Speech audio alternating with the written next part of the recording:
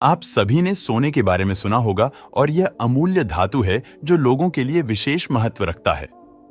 अब आपको ये तो पता ही होगा कि सोने से जेवर कैसे बनते हैं, पर एक सवाल तो कभी ना कभी आपके दिमाग में आया ही होगा कि आखिर ये सोना बनता कैसे।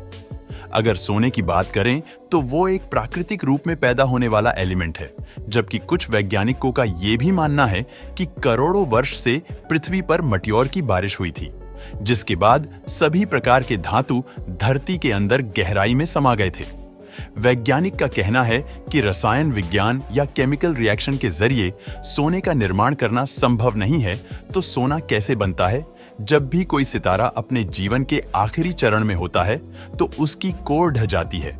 इससे सुपरनोवा विस्फोट होता है और इसकी परतें स्पेस में फैलती हैं। यही वो वक्त है जब न्यूट्रॉन कैप्चर रिएक्शन होते हैं और पैदा होते हैं काफी वजन वाले कई एलिमेंट्स।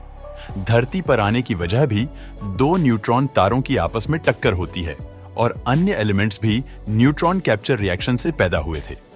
ये स्पेस में इतनी ज्यादा न्यूट्रॉन डेंसिटी के साथ ट्रैवल कर रहे थे कि एलिमेंट्स में फ्री न्यूट्रॉन्स जुड़ने लगे और इस तरह स्ट्रोंशियम, थोरियम, यूरेनियम और सबसे कीमती सोना भी पैदा होता है। हमारे ब्रह्मांड के बनने के बाद ऐसी कई टक्करें हुई हैं जिनसे स्पेस में फैला सोना हमारी धरती तक भी आ पहुंचा। ये दुर्लभ इसलिए भी है क्योंकि सीधे सितारों से ये जमीन पर उतरता है। वैज्ञानिकों ने सूर्य ग्रहण के दौरान सूर्य में हीलियम की खोज कर ली। इसके बाद सूर्य के वायुमंडल में कार्बन, नाइट्रोजन और लोहे के साथ साथ सोना भी खोजा गया। रिसर्च तो ये भी कहती है कि सूर्य पर 3 ट्रिलियन टन सोना है, जो धरती से बहुत ज्यादा है। यह पता चले गया कि सोना हमारी धरती के अंदर से निकलता है, लेकिन ये कैसे पता चलेगा कि धरती के कौन से हिस्से में सोना है?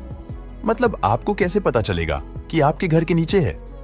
जमीन के अंदर सोना पता करने के लिए सबसे पहले भूवैज्ञानिक ग्राउंड पेनिट्रेटिंग रडार (जीपीआर) का इस्तेमाल कर भूमि में इस सोने की मौजूदगी का पता लगाते हैं और जमीन की मिट्टी की सिटी और मैग्नेटिक गुणों की मौजूदगी को रिकॉर्ड करता है और इसके आधार पर ग्राफ तैयार करता है।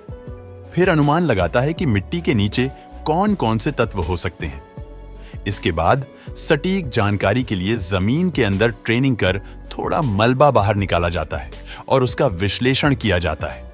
इस तरीके से जमीन के नीचे सोना मौजूद है कि नहीं और सही जानकारी निकालकर जमीन को खोदना शुरू किया जाता है। दोस्तों, हमारा वीडियो पसंद आता है तो लाइक और शेयर करें ऐसे, और वीडियो देखने के लिए हमारे साथ जुड़े रहिए।